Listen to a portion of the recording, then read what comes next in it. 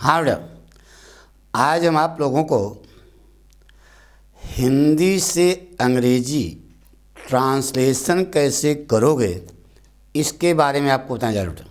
ठीक है, एक चीज़ बताएं बेटा, कभी भी पेपर देख करके घबराना नहीं, क्योंकि जैसे ही आप घबराहट महसूस करोगे आपकी आधी ताकत, दिमाग की ताकत खत्म हो जाएगी। इसलिए बहुत आराम से जो पाठक स्टाइल बताने जा रहे हैं उस स्टाइल से अगर आप करोगे तो निश्चित है कि आप पूरा ट्रांसलेशन अच्छे से कर पाओगे। ठीक है, हमारी बात सुनो ना। यानी कि एक आपके अंदर, हमारा काम है आपके अंदर एक कॉन्फिडेंस भरना बेटा। वह कॉन्फिडेंस, अच्छा एक चीज़ बताएं बेटा कि इंटर में आप पढ़ रहे हो तो ध्यान रहे कि जितने वर्ड आपको आते होंगे उसी में से ट्रांसलेशन होगा। ठीक है, उसी के आधार पर आपका होगा, सिंथेसिस के आधार पर होता है बेटा। अब ऐसा तो है नहीं कि राम एक अच्छा लड़का है ऐसा आएगा, वहाँ तो कुछ गणित आएगी, सिंथेसिस होती है बेटा। वो सिंथेसिस को कैसे आप करोगे यह हम आज आपको बताने जा रहे हैं। एक स्टंजा लेके आए हैं, आइए समझते हैं बेटा। ठीक है, देखिए इसी प्रकार से देखिए हमारी साहब बताएं, हमारी राइटिंग नहीं बनती बेटा, लेकिन आपको जो बताएंगे वैसा तुम लिखोगे तो बहुत अच्छा लगेगा बेटा। देखिए छठे नंबर पे आता है बेटा आंसर नंबर 6 बड़ा ब्रैकेट इंग्लिश ट्रांसलेशन। इसके बाद हैंड्स, हैंड्स में आदि और अंत कैसे, इसके बाद में बेटा देखो इधर एक तरीका और है, ये 3 लाइन बीच में छोड़ देना, 3-4 लाइन, क्योंकि काफ़ी चौड़ी होगी और तुम्हारा स्टंजा छोटा सा होगा तो जितने में आ जाए उतना बीचों बीच आना चाहिए बेटा।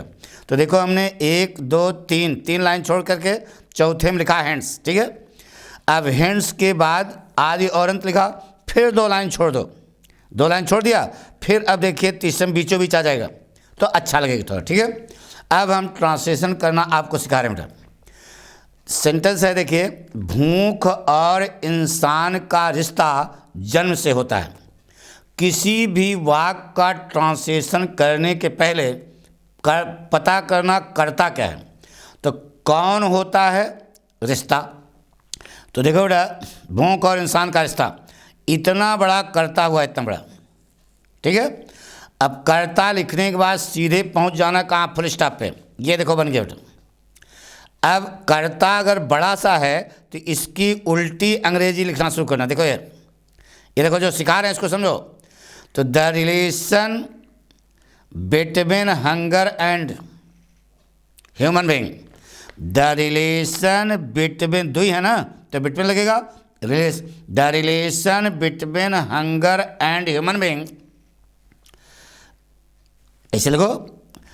एज माने होता है फ्रॉम बर्थ, क्या लिखो बेटा, ऐसे लिखो। देखो राइटिंग नहीं बनती लेकिन हम लिख के बता रहे हैं। The relation between hunger and human being, hunger and human being, अब फुल स्टॉप हो जाओ, इज और से के अंग्रेजी फ्रॉम और जन्म के अंग्रेजी बर्थ, ऐसे लिखोगे 34 नंबर मिलेगा। The relation between hunger and human being is from birth. जन्म के साथ ही मनुष्य अपनी भूख भी साथ लेकर आता है। कौन लेकर आता है, मनुष्य। ये कर्ता वर्ड, कर्ता के पहले जो लिखा है उसको उल्टा ऐसे लिख रहा हूँ, ऐसे उल्टा, फिर कर्ता लिखना, आ जाना फुल स्टॉप पे। देखो बन गया, ये बन गया।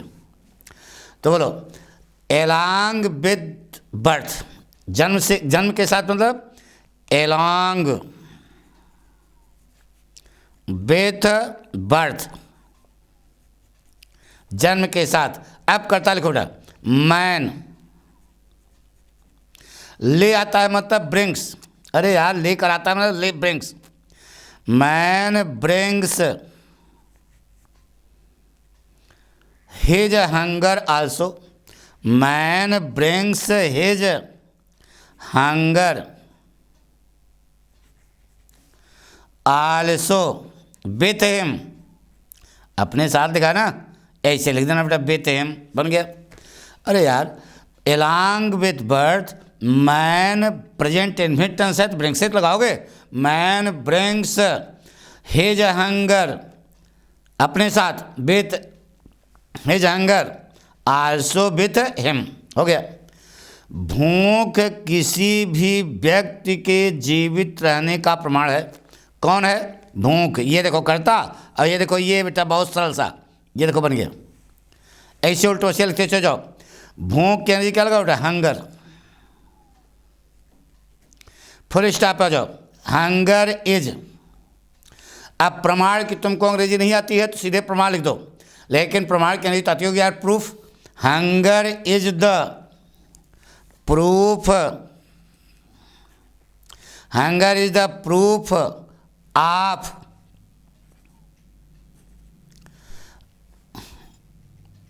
लाइफ। अरे सर्वाइवल लिखो या लाइफ लिखो? Proof of life of anyone, of anyone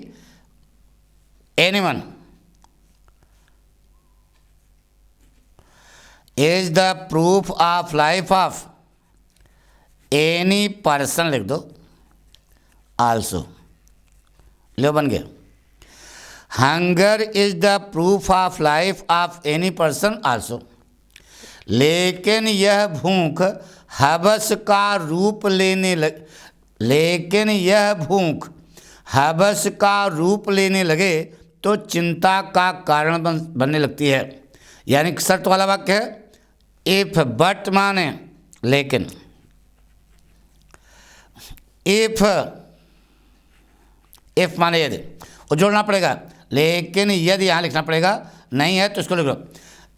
but if यह भूख, दिस हंगर, आ जाओ फुल स्टॉप पे ना बेटा, प्रेजेंट इन्फिनिट सीधे लगा दो, ठीक है। बट इफ दिस हंगर, लेने लगे, takes, but if this hunger takes, but के बाद यहां कमा लगा देना, takes the form of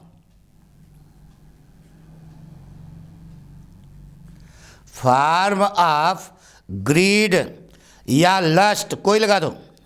hub ना आवे तो हवस लिख देना, हाँ, टेक्स द फॉर्म ऑफ हवस, ऐसे लिखना, लेकिन हवस, ठीक है।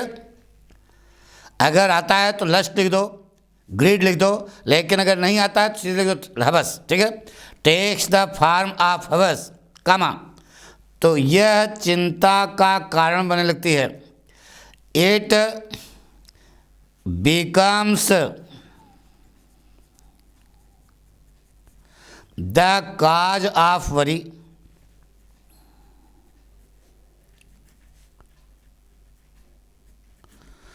द काज ऑफ वरी बन गया। किसी भी समझे ना, it becomes the cause of worry, किसी भी बेइंतहा लालच, किसी भी बेइंतहा लालच दूसरे की मुसीबत का सबब बन जाती है।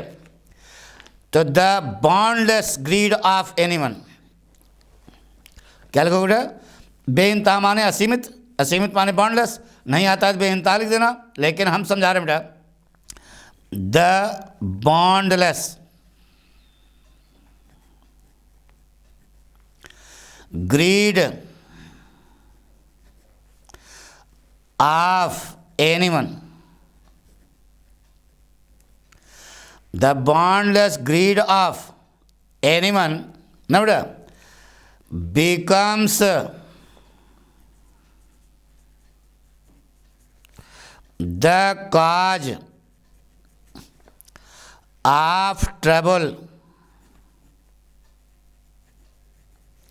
For other. अरे यार, the boundless greed of anyone becomes present infinite becomes the cause of the trouble for others, the cause of trouble for others बन गया। भूख और भुखमरी असमानता की सूचक है। कौन बेटा? भूख और भुखमरी, ये देखो बन गया। इसमें क्या है? भूख के अंदर क्या लगा बेटा? हंगर। एंड भूखमरी का स्टारवेशन, स्टारवेशन अगर न आवे तो भुखमरी लिख देना। हंगर एंड स्टारवेशन लगाओ, प्रेजेंट टेंस आर, आर लगाओगे ना बेटा, पूरा पन्ना भरा होना चाहिए। आर, आर क्या बेटा? Are the indicators, are the सूचक indicator, are the indicators of की कहने क्या होती है? Of in equality.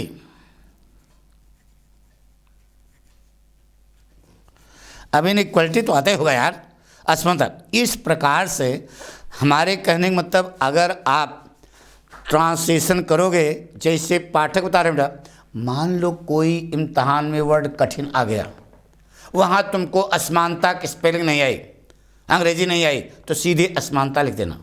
अरे यार असमानता की अंग्रेजी आती है, लेकिन वहाँ मान लीजिए ना आवे। जैसे अभी हमने आपको बताया कि क्या सेंटेंस था? हवस, तो हवस की अंग्रेजी वहाँ मान लो घबराहट में नहीं आई, तो सीधे हवस लिख दो।